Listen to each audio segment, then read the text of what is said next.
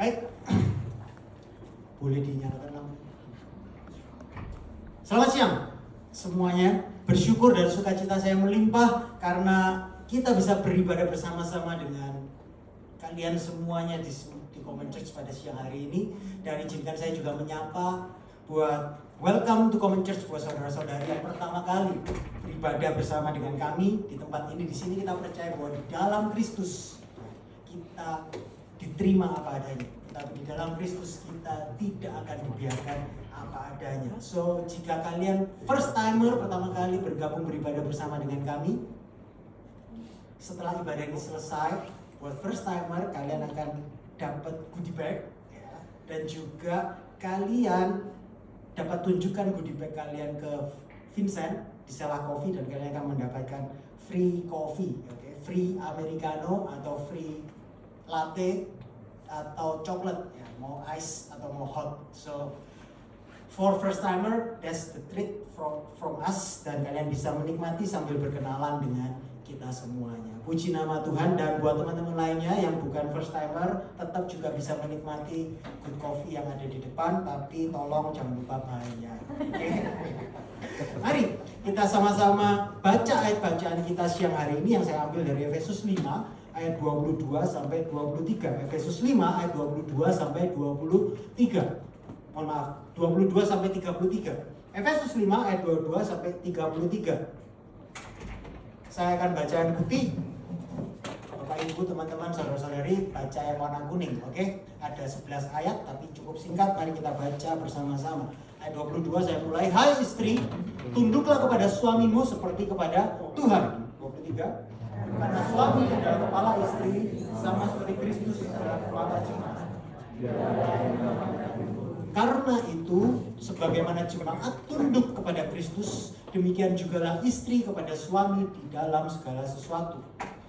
Hai suami, kasihilah istrimu sebagaimana Kristus telah mengasihi jemaat dan telah menyerahkan dirinya baginya untuk menguduskannya, sesudah ia menyucikannya dengan memandikannya dengan air dan firman, supaya dengan demikian ia menempatkan jemaat di hadapan dirinya dengan cemerlang, tanpa cacat atau perut atau serupa itu, tapi supaya jemaat kudus dan tidak bercacat. Demikian juga suami harus mengasihi istrinya sama seperti tubuhnya sendiri. Siapa yang mengasihi istrinya mengasihi dirinya sendiri, sebab tidak pernah orang membenci tubuhnya sendiri, tetapi mengasuhnya dan merawatinya sama seperti Kristus terhadap jemaat, karena kita adalah anggota tubuhnya. Ke 1, ayahnya dan ibunya, dan bersatu dengan istrinya.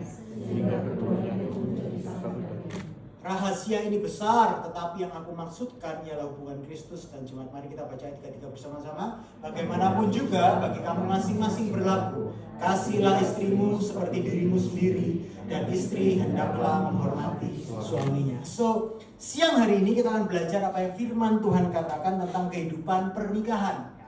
Last week kita sudah belajar tentang hidup kelajangan, the single life. Dan minggu ini saya rindu membagikan tentang harapan Injil bagi pernikahan. Nah, di sini tampangnya yang nggak punya pasangan hidup, yang belum punya pasangan hidup, langsung kepikiran, wah firman Tuhan malam ini, siang hari ini kayaknya nggak cocok ini buat aku ya. Tapi saya percaya bahwa firman Tuhan pada siang hari ini juga cocok untuk kita semua. Bagi pasangan suami istri, yang punya pasangannya dengerin. Mungkin hubungan kalian saat ini ada yang sedang kering, atau kalian sedang menjalin pernikahan yang lebih serasa seperti hanya sebuah kewajiban karena sudah terlanjur, udah nikah lebih dari 10 tahun, 5 tahun, atau sekedar menjaga status.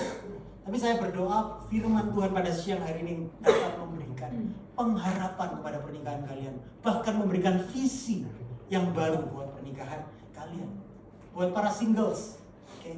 Jangan buru-buru menutup telinga kalian, wah ini gak cocok nih buat saya. Karena apa? Saya percaya bahwa sebelum kalian memutuskan untuk menikah, penting untuk mengerti dan mengenal apa sih desain dan tujuan pernikahan seperti yang Allah ciptakan. Sehingga kalian tidak salah memilih.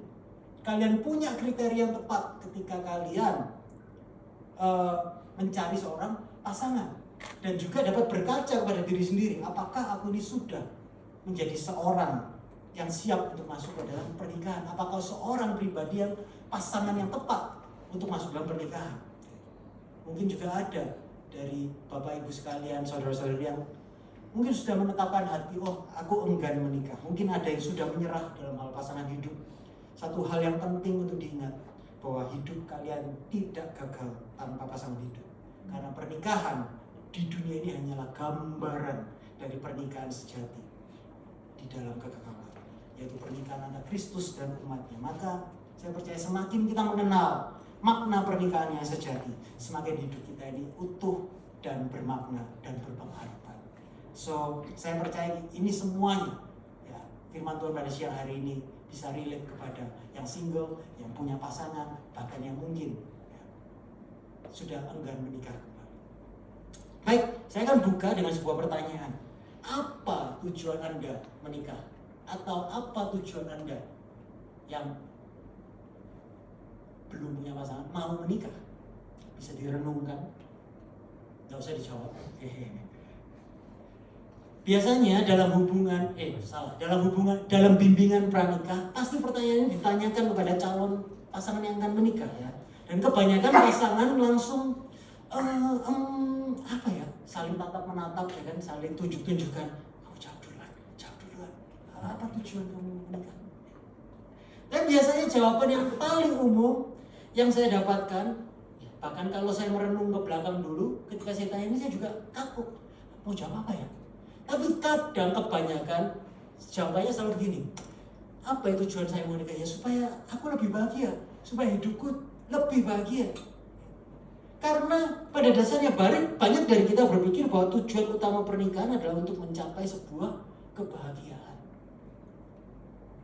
Namun bagaimana jika Alkitab justru mengajarkan bahwa tujuan utama sebuah pernikahan itu bukanlah hanya kebahagiaan. Bukanlah kebahagiaan itu tujuan utama pernikahan.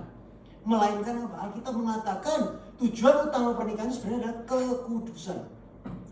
Bahwa Tuhan menggunakan pernikahan bukan sekedar sebagai sarana kenyamanan kita, tapi sebagai alat pembentukan karakter untuk kita semakin serupa dengan Kristus.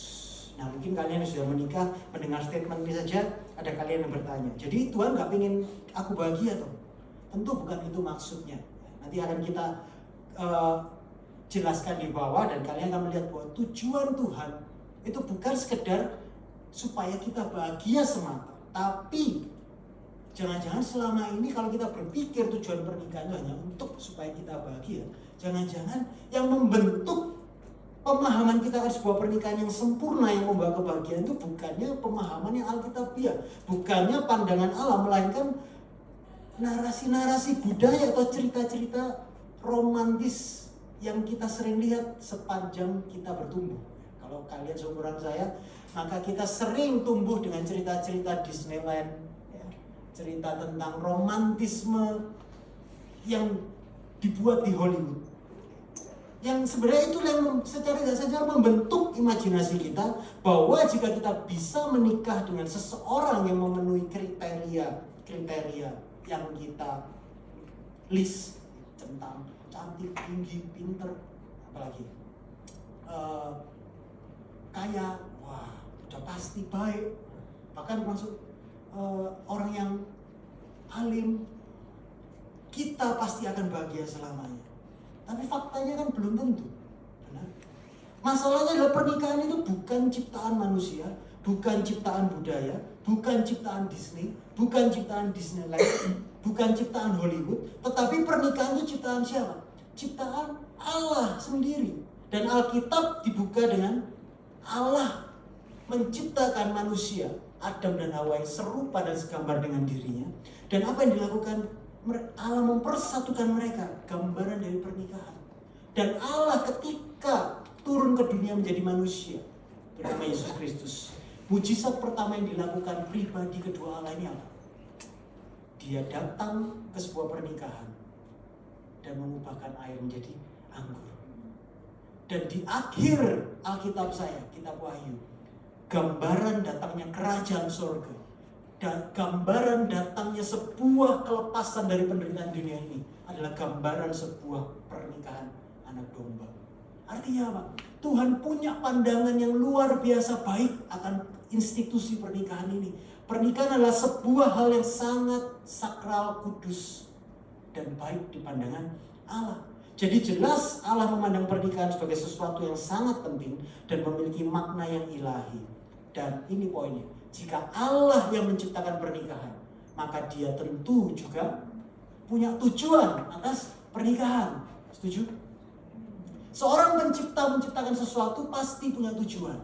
Masalahnya, apakah kita bisa menggunakan iPhone ini untuk hal yang lain yang tidak sesuai dengan tujuan Stephen Jobs ketika menciptakan ini? Bisa. Saya bisa menggunakan Apple iPhone saya ini untuk ngulek sambal. Tapi itu akan terlihat bodoh, benar? Karena Steve Jobs menciptakan iPhone ini dengan kreativitasnya, dengan semua yang dia dapat, kepintarannya untuk sebuah tujuan tertentu. Tetapi seringkali, apakah bisa digunakan untuk hal yang tidak sesuai tujuan Steve Jobs? Bisa juga. Sama dengan pernikahan. Apakah kita bisa menggunakan pernikahan untuk sesuatu hal yang tidak sesuai dengan tujuan Allah? Sangat bisa. Tetapi itu adalah hal yang sangat merusak dan sangat bodoh. Oleh sebab itu sangat penting untuk kita mengerti Allah menciptakan pernikahan juga dengan sebuah tujuan yang ilahi. Jadi apa tujuan pernikahan? Efesus 5 ayat 32 tadi kita baca menyimpulkan bahwa rahasia ini besar. Tetapi yang aku maksudkan, rahasia ini besar. Rahasia pernikahan ini besar. Apa rahasia yang besar? Yang aku maksudkan ialah hubungan Kristus dan jemaat. Dengan kata lain, pernikahan itu bukan hanya tentang dua orang yang sedang jatuh cinta, seperti kisah-kisah Hollywood, kisah-kisah Disney. Tetapi pernikahan adalah gambaran kasih Kristus kepada jemaatnya. Sebuah kasih yang setia, kasih yang berkorban, bahkan sampai rela berkorban demi orang yang sebenarnya tidak layak dikasihi.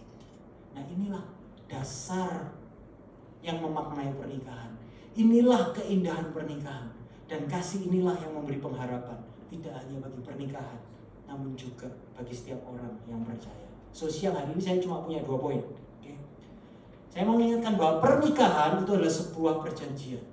Dan poin saya yang kedua, pernikahan itu adalah sarana pemudusan. Okay. Siap belajar firman Tuhan? Poin yang pertama, pernikahan adalah sebuah perjanjian. Kalau kita baca ayat 28-31 tadi, dikatakan demikian juga suami harus mengasihi istrinya sama seperti tubuhnya sendiri. Siapa yang mengasihi istrinya, mengasihi dirinya sendiri. Sebab tidak pernah orang membenci tubuhnya sendiri, tetapi mengasuhnya, merawatinya sama seperti Kristus terhadap jemaat.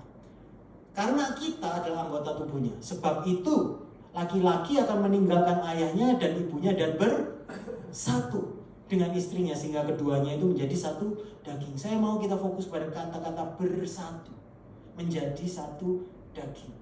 Yang menulis kitab Efesus ini kan Paulus. Paulus di sini mengajarkan bahwa pernikahan Kristen itu adalah penyatuan 2 orang menjadi satu daging. Pernikahan Kristen itu bukan setengah tambah setengah jadi satu. Tetapi 1 tambah 1 sama dengan 1. 2 pribadi yang utuh dengan 2 pribadi yang utuh dipersatukan menjadi satu. Bagaimana bisa? Bagaimana mungkin? Mari kita lihat Matius 19 ayat 5 dan 6. Ini kata-kata Yesus menyatakan rahasianya. Yesus berkata tentang pernikahan persatuan ini. Dan firman-Nya, kata Yesus, sebab itu laki-laki akan meninggalkan ayah dan ibunya dan bersatu dengan istrinya sehingga keduanya itu menjadi satu daging. Demikianlah mereka bukan lagi 2, melainkan 1. Karena itu apa yang telah dipersatukan, siapa? Allah tidak boleh diceraikan oleh manusia. Ini loh kuncinya. Kok bisa 1 tambah 1 sama dengan 1? Karena Allah lah yang memungkinkan kedua orang menjadi satu daging. Karena kesatuan dalam pernikahan Kristen merupakan cerminan dari diri Allah sendiri, yaitu Allah yang kita sembah, Allah yang benar itu adalah Allah Tritunggal, yang meskipun terdiri dari 3 pribadi, Bapa, Putra, dan Roh Kudus, namun mereka satu. Echad bahasanya. Bahasa Ibrani dipakai itu echad. Sama dengan kata-kata yang dipakai laki-laki bersatu dengan istrinya itu echad, satu. Jadi pernikahan dalam pandangan Allah itu adalah mencerminkan pribadi Allah sendiri. Makanya 1 tambah 1 bisa menjadi 1. Inilah gambaran dari kesatuan yang utuh, ikatan yang dalam, menyeluruh dan tidak terpisahkan. Dan inilah blueprint pernikahan Kristen. Makanya kalau kalian menghadiri pemberkatan nikah Kristen, ya, maka puncak acara pemberkatan nikah itu bukanlah puncaknya, bukan khotbahnya pendetanya, bukan tumpang tangannya pendetanya, apalagi wedding kiss. Bukan itu puncaknya. Tapi puncak dari pernikahan Kristen itu adalah ucapan janji nikah yang diucapkan oleh kedua pasangan di hadapan Allah. Lebih dari sekedar kesatuan pernikahan. Lebih dari sekedar kesatuan. Sebenarnya pernikahan Kristen itu adalah sebuah covenant. Covenant itu adalah perjanjian. Covenant. Sebuah ikatan perjanjian antara suami dan istri di hadapan Allah. Ray Ortlund dalam bukunya Marriage and Mystery of the Gospel, dia menuliskan pada hari pernikahanmu hanya akan ada 3 orang penting di upacara pernikahanmu. Siapa 3 orang penting itu? Mempelai wanita, mempelai pria, dan Tuhan. Kita semua siapa kita semua itu? Pendetanya, keluarga, teman-teman yang kalian undang. Kita semua itu sebenarnya hanya saksi atas apa yang akan Tuhan lakukan di antara mempelai pria dan mempelai wanita. Tuhan akan hadir mempersatukan kalian, menyambung silsilah kalian, menyatukan kalian sebagai satu daging selama sisa hidup kalian di dunia ini. Jadi pada saat pernikahan itu sebenarnya yang paling penting, puncaknya adalah ucapan janji mempelai wanita dan pria di hadapan Tuhan. Sebagaimana Allah Tritunggal hidup dalam relasi perjanjian yang kekal, covenant antara ketiga pribadi Allah itu, yang mana ketiga pribadi Allah tidak ada pengkhianatan, hanya terdapat kasih, pemberian diri dan saling memuliakan satu sama lain. Demikianlah sebenarnya blueprint Allah atas pernikahan. Allah merancang pernikahan itu sebagai refleksi dari dirinya sendiri. Itulah mengapa pernikahan itu sangat berharga dan sakral di mata Tuhan. Nah, sampai di sini mungkin mata kalian bertanya, oke, Pastor, oke, Sam, lalu apa kaitannya sama kehidupan pernikahanku? Apa kaitannya sama pasangan hidupku? Oke, gini loh, saya khawatir jangan-jangan selama ini kita yang sedang kecewa dengan pernikahan kita. Kita yang sedang punya pernikahan yang mungkin kering. Kita yang sedang menyerah dengan pasangan kita. Ataupun kita yang single, yang sedang memikirkan kriteria pasangan idaman kita. Bagaimana jika selama ini kita lebih memaknai pernikahan bukan berdasarkan blueprintnya Allah, tetapi sebenarnya nilai-nilai budaya yang lebih mempengaruhi pandangan kita atas pernikahan dan mempengaruhi bagaimana kita memaknai sebuah pernikahan. Atau dengan lain, bagaimana kita ini mengerti sebenarnya cinta sejati yang kita idamkan ini seperti apa sih? Karena budaya modern sering memutar balikan makna pernikahan. Dunia berkata bahwa tanda kita menemukan cinta sejati itu adalah tandanya kalau kita ini punya connection, punya klik. Nah, kalau aku lihat dia rasa hatiku ngeklik, chemistry kalau pakai bahasa sekarang ya. Wah, kalau chemistry-nya tepat, nah ini pasti jodohku. Inilah cinta sejatiku. Tapi Alkitab berkata justru sebaliknya. Cinta sejati itu tidak hanya sekedar kalau kita ini merasakan connection, kalau kita merasakan chemistry, kalau ngeklik tok. Tapi justru cinta sejati itu dimulai dari sebuah ikatan covenant, ikatan perjanjian. Nah, saya ajak kita untuk melihat perbandingannya ya. Connection dan covenant. Dunia mengajarkan bahwa yang penting cinta sejati tandanya connection. Apa itu? Dunia mengajarkan cinta sejati ketika cinta ini tidak bertepuk sebelah tangan. Ketika hati kita ini menggebu saat cinta kita ini dibalas cinta. Oh, wah, aku naksir dia, yang klik kan? Dia juga membalas cintaku. Romantisme adalah puncak kasih. Connection. Dunia mengajarkan bahwa perasaan, dunia mengatakan kita kalau sudah gak ada perasaan ya artinya it's okay untuk cari yang lain. Connection. Cinta sejati itu harus spontan dan instan. Dunia menganggap cinta itu harus spontan dan instan. Dan dunia mengajarkan bahwa yang penting itu bagaimana ini aku dicintai. Ketika kita mencari seorang pasangan dalam pernikahan, bagaimana aku ini dicintai. Tetapi kebalikannya, Alkitab justru berkata sebaliknya. Makna covenant, bahwa cinta sejati itu adalah kasih yang hadir bahkan saat tidak dibalas, kasih yang berkorban. Pengorbanan justru adalah bukti tanda cinta sejati. Komitmen, covenant mengatakan bahwa saat rasa perasaan itu sudah hilang atau memudar, saya nggak bilang hilang ya, memudar, kita tetap memilih berkomitmen untuk mencintai. Memang perasaan adalah yang mengawali sebuah hubungan, tapi komitmen yang akan membuat hubungan itu bertahan. Makanya disini covenant, komitmen adalah penjaga hubungan kita. Kalau connection mengajarkan bahwa cinta sejati itu spontan dan instan, tapi covenant seringkali dalam kehidupan pernikahan kita kadang konsistensi, komitmen, atau tindakan-tindakan yang kayaknya biasa-biasa saja. Kalau pakai istilah Jawa, kita mengenal tresno jalaran soko kulino. Ada benarnya. Bukti cinta sejati adalah ketika kita melihat pasangan kita ini konsisten dengan penuh komitmen melakukan hal-hal yang biasa, tapi dia tiap hari melakukannya demi kita. Gak perlu yang hingar-bingar, kadang di hal-hal kecil itulah kita menemukan bahwa oh iya, dia benar-benar mengasihiku dengan tulus, berkomitmen mengasihi. Justru cinta sejati terkadang bukanlah api yang muncul dengan sendirinya, melainkan api yang terus dijaga melalui pengorbanan, pengertian, pengampunan, sebuah konsistensi yang diulang-ulang terus seiring berjalannya waktu. Covenant juga mengajarkan apa? Bahwa cinta sejati bukan tentang bagaimana aku ini dicintai oleh dia, tapi bagaimana aku tetap mencintai dia. Pernikahan itu bukan tempat untuk mendapatkan cinta, melainkan tempat untuk belajar mencintai. Sudahkah pernikahan kalian itu menjadi tempat untuk kalian untuk belajar mencintai?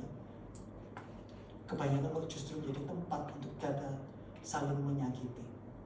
Nah, pada siang hari ini harapan Injil masih ada buat pernikahan kalian. Amin. Belajar mencintai bahkan ketika tidak ada rasa ingin mencintai. Apa yang mendrive semuanya ini? Covenant, perjanjian. Covenant membuat kita tetap memilih untuk mengasihi. Nah, yang mana yang selama ini menjadi nilai-nilai dalam pernikahan kita? Nilai-nilai mana yang selama ini membentuk pernikahan? Pengertian kita tentang sebuah makna cinta sejati. Connection atau covenant? Nah, tentu tidak mungkin jika kita tidak dapat, kalau kita tidak mengerti, tidak mengenal dan mengalami terlebih dahulu seperti apa hidup dikasih oleh Kristus. Berat. Konsep covenant ini mungkin terdengar terlalu idealis, susah banget dilakukan. Apakah bisa menjalaninya? Mungkin yang menatap saya, soalnya saya nggak ngerti sih suamiku, nggak ngerti sih istriku, nggak layak dia itu dicintai. Kamu nggak tahu apa yang dia sudah lakukan kepadaku. Yes, aku mungkin nggak mengerti, saya mungkin nggak bisa mengerti. Kita semua punya pergumulan masing-masing. Tapi ini saya mengerti bahwa ketika kita mengerti, mengenal, dan mengalami terlebih dahulu seperti apa hidup dikasih oleh Kristus. Istilah lagi tadi kita nyanyikan, mengenal kasih Kristus, kerinduan kita. Bahwa Kristus adalah Allah yang setia pada ikatan perjanjian dengan umatnya. Alkitab kita namanya perjanjian lama, terdiri dari 2 perjanjian lama dan perjanjian baru. Bukan perasaan Allah yang dulu dan perasaan Allah yang sekarang. No, dikatakan perjanjian. Dan perjanjian itulah yang menyelamatkan kalian dan saya. Karena keselamatan kita tidak tergantung kepada kebaikan kita, tapi tergantung kepada Allah yang setia pada perjanjiannya. Meskipun kita seringkali gagal, tapi Tuhan kita setia kepada perjanjiannya. Dan oleh alasan dia setia kepada perjanjiannya, dia sampai mati di kayu salib demi kalian dan saya. Itulah kekuatan sebuah covenant, kekuatan sebuah perjanjian. Dan kalau kita mengerti bahwa ikatan perjanjian Allah dengan umatnya itulah tanda kasih yang sejati, saya percaya kita dimampukan ya, untuk mencintai, untuk mengusahakan, meskipun seringkali pasangan kita tidak layak atau serasa kita ingin give up. Nah, saya mencatat ada 7 kali frase sama seperti Kristus yang Paulus tulis dari 11 ayat yang tadi kita baca, dari ayat 22 sampai 33 ada 11 frase sama seperti Kristus. Paulus pada saya ingin menyatakan kepada kita bahwa sebagaimana Allah setia pada perjanjiannya, demikianlah seharusnya pernikahan Kristen dibangun. Makanya Paulus menegaskan di Efesus 5 ayat 32 yang tadi kita baca, rahasia ini besar, tapi yang aku maksudkan rahasia pernikahan ini besar. Kalau kita ingin pernikahan kita berhasil, kuncinya ini. Yang dimaksudkan adalah hubungan Kristus dan jemaat. Artinya Kristus digambarkan sebagai mempelai pria dan kita ini adalah mempelai, jemaat ini mempelai wanitanya. Kita adalah istri yang sangat buruk. Kita sering menyakiti Yesus. Kita sering mengkhianati Yesus. Berkali-kali kita tidak taat. Tapi Yesus memilih untuk mengasihi kita terlepas dari segala keterburukan kita. Dia yang mengejar kita. Kesabarannya begitu panjang lebar. Dan apa dasar Kristus melakukannya? Covenant, perjanjian. Kristuslah mempelai jadi kita yang setia pada perjanjiannya. Maka hanya ketika kita mengalami kasih Kristus yang setia pada janjinya, ketika kita mencintai Kristus lebih dari pasangan kita, kita ini akan mampu mencintai pasangan kita dengan lebih baik. Kita akan mampu memaknai pernikahan sesuai dengan desain Allah, bahwa pernikahan adalah sebuah covenant. Pertanyaan buat kita semua pada siang hari ini, apa pendorong utama dalam pernikahan kalian? Connection atau covenant selama ini? Apakah selama ini covenant telah menjadi pendorong kita dalam pernikahan kita untuk mengusahakan dan menghidupi pernikahan kita? Atau selama ini yang membuat kita kering, membuat pernikahan kita tidak bermakna? Karena kita hanya mendasarkannya pada connection, chemistry, yang selama ini menjadi pendorong utama dalam pernikahan kita. So pada siang hari ini saya mau mengingatkan bahwa pernikahan adalah sebuah perjanjian. Saya akan lanjutkan lebih dahulu pada poin saya yang kedua. Yang kedua adalah pernikahan adalah sarana pengudusan. Ayat 22 sampai 27. Hai istri, tunduklah kepada suamimu seperti kepada Tuhan. Ini pesan buat istri. Tunduklah kepada suamimu seperti kepada Tuhan. Kepada, nah itu kepada Tuhan. Okay? Tunduk kepada suami bukan seperti Tuhan, tapi kepada Tuhan. Nah, itu sebuah perbedaan yang sangat besar. Kita sebagai istri kalian tunduk kepada suami, tapi suamimu bukan Tuhan. Kita tunduk kepada suami seperti kepada Tuhan. Tapi penjelasannya ini khotbah yang berbeda, oke?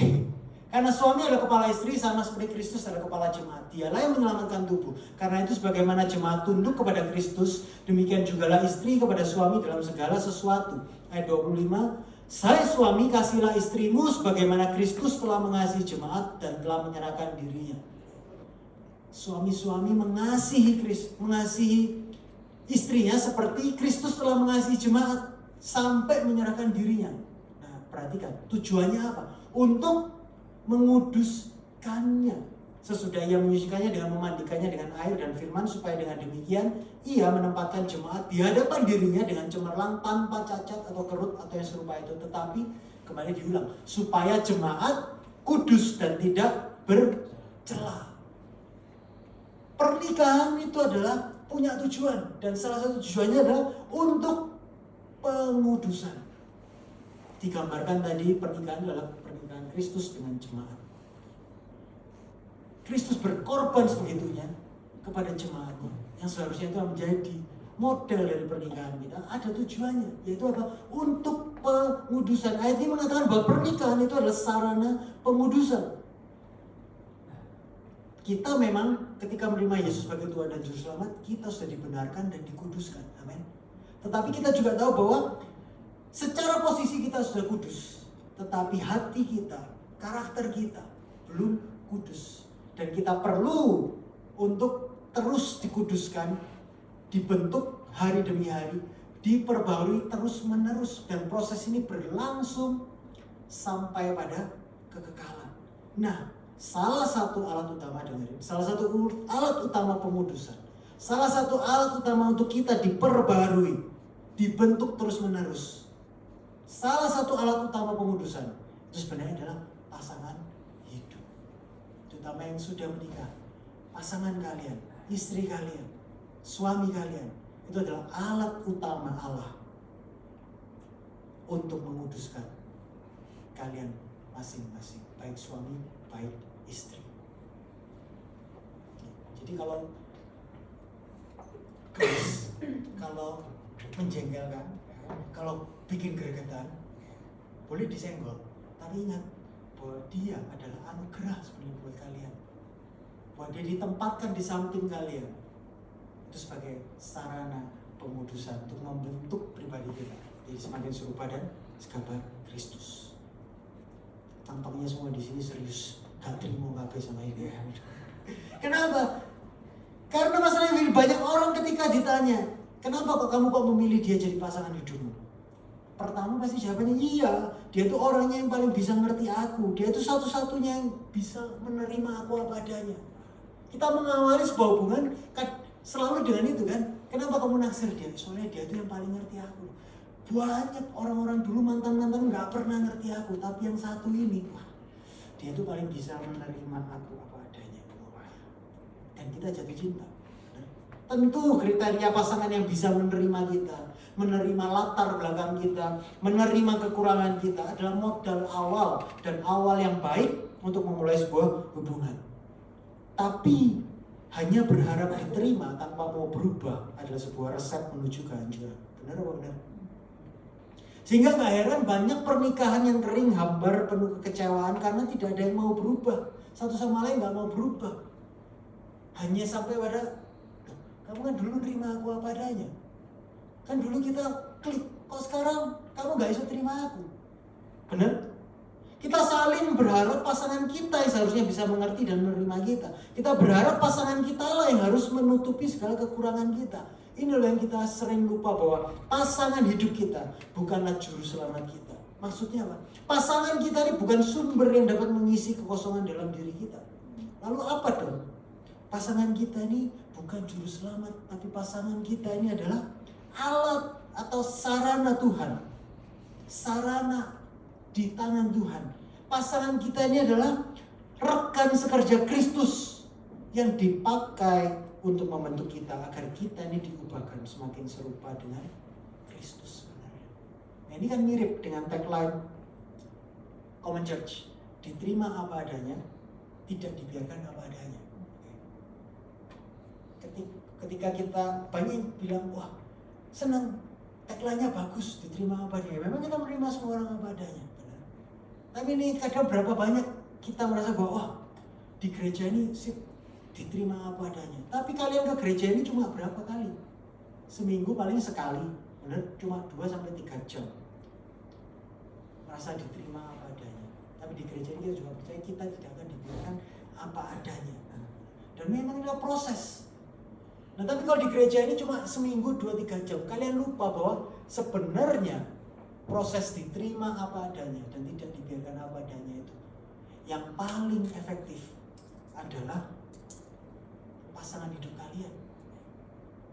Bahwa gereja ini adalah tempat untuk kita diubahkan, yes saya percaya.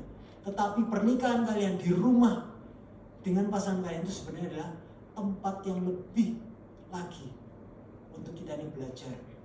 Tidak sekedar menerima, mau diterima apa dia, tapi juga mau diubahkan. Dan pasangan kita adalah alat atau sarana Tuhan di tangan Tuhan yang Tuhan pakai untuk mengubahkan hidup kita semakin serupa dan segambar dengan Kristus.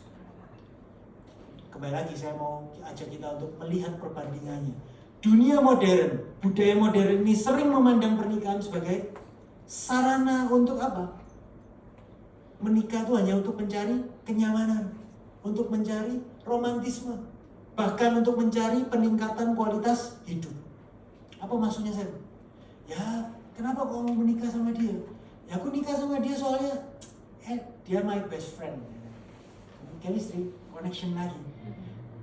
Hobi kita sama, kita senang jalan-jalan, Kita seneng cari makan enak, kita seneng kafe enak, ya kan? Kalau keluar negeri sekarang enak. Dia yang bisa ngatur itinerary, aku tinggal mikirin gimana dapat uangnya. Kita seneng jalan-jalan, diajak nginep hotel bagus, dia senang, nggak rewel, ya kan? Diajak nginep hotel budget, kalau pas lagi seret dia juga nggak rewel. Wah, makanya ini paling cocok. Berdasarkan kenyamanan dan romantisme. Ada juga yang dia, kenapa kau mau nikah sama dia? Ya, nikah sama dia tuh tambah enak. Loh kenapa? Soalnya sejak nikah sama dia kerjaanku maju. Soalnya pasanganku ini pinter pembukuan. Selama ini aku ini kacau, gak bisa pembukuan. Tapi sama dia pembukuanku rapi. Jadi aku bisa fokus untuk marketing, berjualan terus. Sama apa lagi? Wah, sejak aku nikah sama dia nggak cuma pinter pembukuan, dia juga pinter cari kerja, ya kan? Uangku bisa full. Jadi yang tak pakai kerja ini full buat tabungan, buat biaya hidup, dia yang cari kerja. Wah, kadang kita ini cuma sekedar mencari pasangan, menikah karena tambah nyaman sama dia, tambah meningkat kualitas hidupnya. Nah, ini levelnya udah di atas prosperity gospel. Ini sudah double income prosperity. Cari pasangan supaya income-nya double. Apakah salah? Ya faktanya tidak. Tapi kalau hanya itu saja motivasi dan alasan kalian mencari pasangan dan alasan kalian stay dalam pernikahan, ya soalnya kalau ya dia sudah enak ya. Selama ini aku nggak sanggup kalau harus hidup menurunkan kualitas hidup. Kalau harus jadi tak tahanin sama dia. Sudah salah kaprah semuanya. Karena apa? Tujuan pernikahan yang Allah tetapkan sebenarnya menawarkan sesuatu yang lebih dalam dan lebih kekal daripada sekedar apa? Menikah untuk alasan kenyamanan, untuk alasan peningkatan kualitas hidup, romantisme.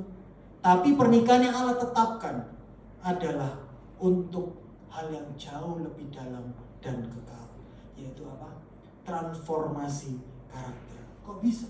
Karena pernikahan itu menyatukan dua orang berdosa, bukan untuk saling menyelamatkan, melainkan untuk saling menolong di dalam pertumbuhan rohani.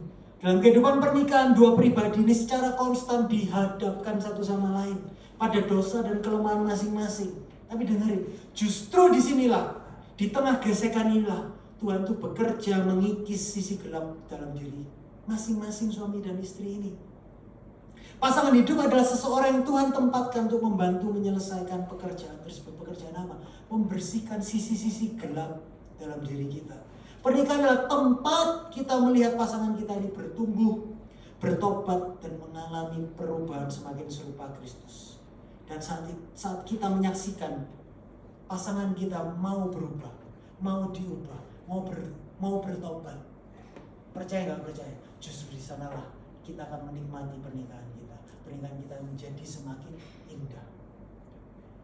Transformasi karakter inilah tujuan ilahi dan makna yang lebih dalam sebuah pernikahan. Dalam blueprintnya Allah. Bertumbuh, berubah, bertobat, berubah. Sudahkah dalam pernikahan kita, baik yang baru nikah 2 tahun, 5 tahun, 10 tahun ke atas, ketika kita lihat pasangan kita, apakah dia sudah bertumbuh? Apakah dia bertobat dan berubah? Kunci kebahagiaan pernikahan Kristen bukan dengan kita mengharapkan pasangan kita untuk selalu mencukupkan kehidupan kita jadi tambah nyaman, jadi tambah romantis, bertambah kualitas hidup. Apakah Tuhan membawa sebuah kebahagiaan? Yes, saya percaya semakin kita nyaman, semakin kualitas kita hidup pasti akan bertambah baik, benar? Tapi itu tidak akan pernah menyelesaikan masalah yang terdalam. Karena memang bukan itu desainnya. Bahwa pernikahan adalah sarana pengudusan.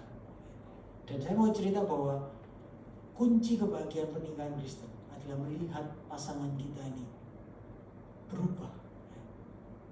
Ketika kita mau berubah dalam perselisihan, ketika kita lihat karakter Kristus semakin mengubahkan kita. Yang dulunya kita nggak mau minta maaf dulu, tetapi Kristus mengubahkan kita. Dan kita yang terlebih dahulu meminta maaf misalkan. Percayalah. Dan di sanalah dia akan melihat, oh kok bisa ya?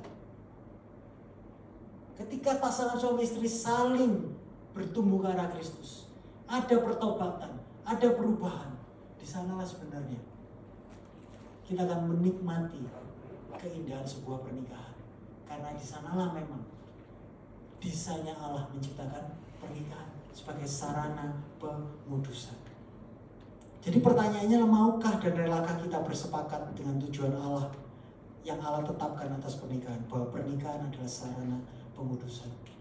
Jadi benar kalau sebenarnya pernikahan itu lebih digambarkan bukan seperti sebuah taman hiburan. Masuk pernikahan itu bukan kayak kita pergi ke Disneyland, expect-nya fun. Tetapi lebih mirip sebuah bengkel. Di sanalah karakter kita dibentuk, ego kita diredam, kesabaran kita dilatih, dan kasih kita diuji. Justru konflik dalam rumah tangga seringkali membuka sisi-sisi tersembunyi dalam diri kita yang nggak pernah tampak saat kita berpacaran. Tapi justru dalam konflik itulah Roh Kudus bekerja. Proses pemudusan terjadi. Karena itu masukilah pernikahan itu dengan ekspektasi yang benar. Pernikahan itu bukan sekedar tempat untuk cari kenyamanan, melainkan arena konfrontasi yang menyucikan. Faktanya, nggak ada pernikahan yang sehat tanpa konflik. Tidak ada pernikahan yang sehat tanpa konflik. Tapi juga ekstrim satunya, kalau pernikahan selalu ada konflik, ya itu juga tidak sehat.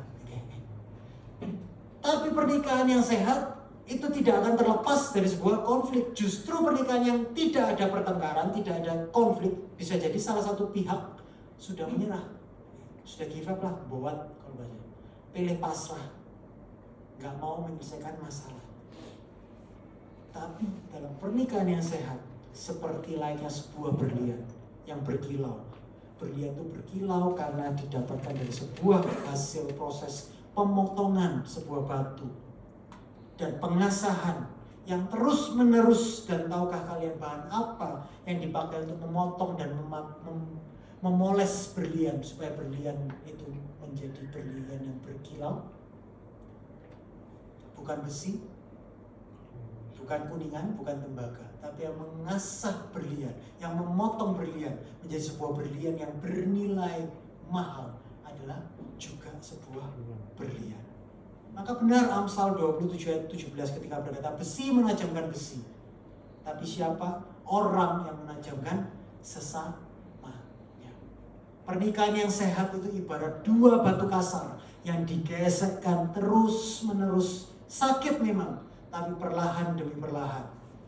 Kalau kita tetap setia dalam perjanjian pernikahan kita, gesekan itu adalah proses pemudusan yang akan menjadikan kita semakin berkilau. Jadi sekali lagi, pernikahan adalah sarana pemudusan. Pernikahan bukan hanya tentang dua orang yang jatuh cinta, tetapi tentang dua orang yang bertumbuh bersama ke arah keserupaan dengan Kristus. Ini penting untuk kalian mengerti.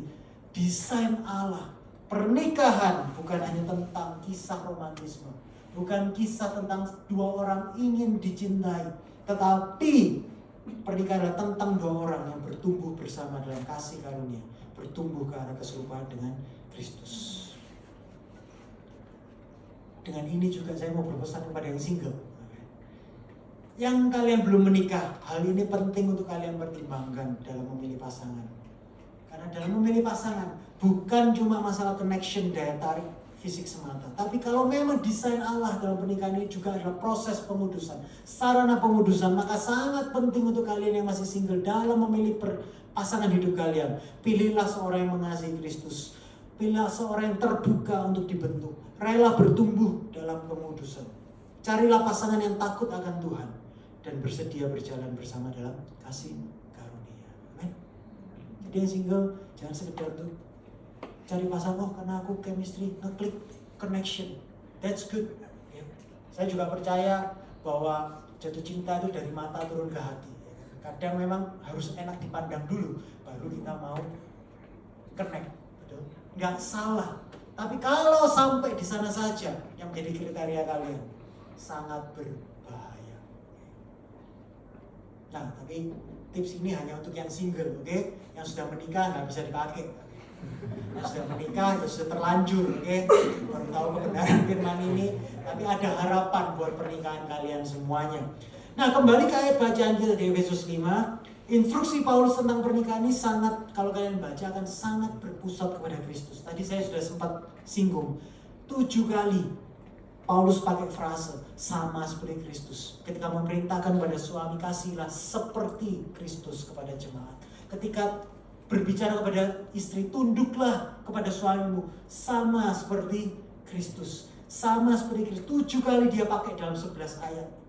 Kenapa kok begitu ditekankan sedemikian rupa oleh Paulus? Dengar baik-baik.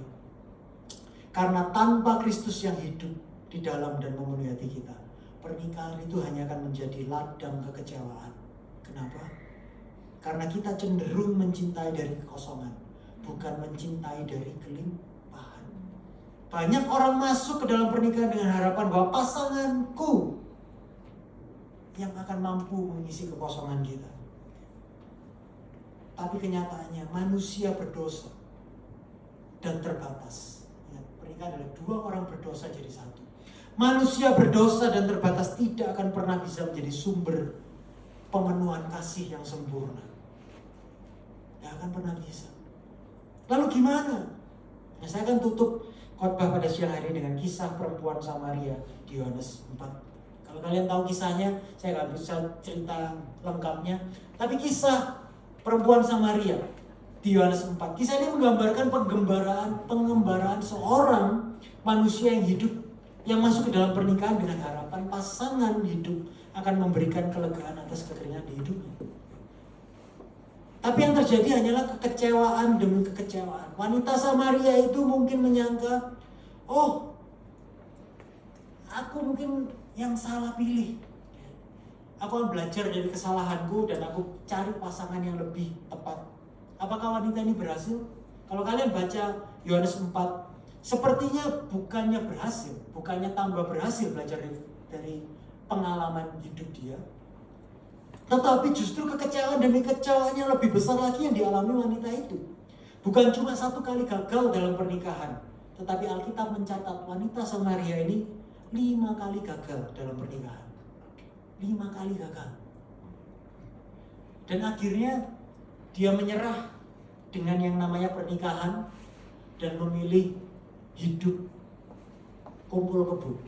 Kalau istilah zaman now, co-living, cohabitation. Hidup sama cowok ke-6-nya tapi nggak menikah. Ke-6. Jadi wanita Samaria ini hidup dengan cowok ke-6-nya. Apa kali ini sang wanita Samaria menemukan kelegaan? Tidak juga ternyata. Dia tetap kosong dan kering di dalamnya. Tapi ini kabar baiknya buat kita semua juga. Di kisah Yohanes 4, Yesus menghampiri wanita Samaria ini. Yesus yang berinisiatif mencari, menghampiri, duduk dan berbicara kepada wanita Samaria ini. Dan Yesus mendatang menawarkan apa yang sebenarnya selama ini dirindukan oleh wanita ini. Yohanes 4 ayat 13-18. Jawab Yesus kepadanya ketika Yesus menghampiri sang wanita ini. Mereka berbincang tentang air dan sebagainya. Kata Yesus waktu itu minta air. Tapi Yesus berkata kepada wanita ini, barang siapa minum air ini, ia akan haus lagi. Yesus waktu itu berbicara tentang air sumur. Tetapi Yesus menawarkan air yang tidak dalam dunia ini. Ayat 14 berkata, tapi barang siapa minum air yang akan kuberikan kepadanya, kata Yesus, ia tidak akan haus untuk selama-lamanya. Sebaliknya, air yang akan kuberikan kepadanya akan menjadi mata air. Di mana? Di dalam dirinya. Yang terus-menerus memancar sampai kepada hidup yang kekal. Kata perempuan itu, wanita Samaria itu berkata kepada Yesus, Tuhan, aku mau, berikanlah aku air itu, supaya aku tidak haus dan tidak usah datang lagi ke sini untuk menimba air. Perhatikan jawab Yesus. yang menjadi sebuah kayak plot twist, tapi inilah intinya. Yesus menjawab permintaan sang perempuan Samaria dengan bertanya. Kata Yesus, pergilah, panggillah suamimu dan datang ke sini. Kata perempuan itu, aku gak punya suami.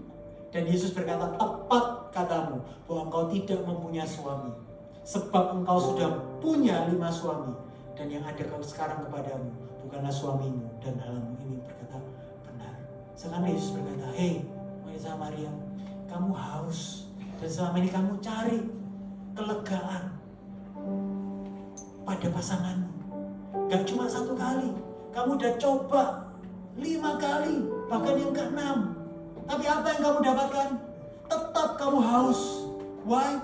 Karena pernikahanmu selalu mengecewakanmu. Kamu mengharapkan pasanganmu yang dapat memenuhimu, pasanganmu yang dapat mengasihimu apa adanya. Kamu mengharapkan pasanganmu yang akan mengisimu. Tapi akhirnya apa? Kamu akan tetap haus dan haus. Tapi Tuhan yang baik, Yesus yang memegang pada perjanjian yang kekal. Yesus yang mencari wanita itu, Yesus yang datang ke wanita itu, Yesus yang menawarkan air kepada wanita itu.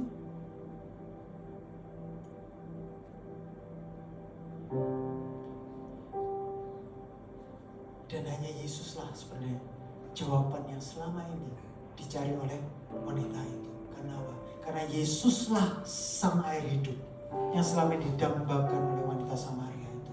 Selama wanita Samaria itu mencari pada pasangannya untuk jadi satu-satunya sumber kasih dan identitasnya, maka ketika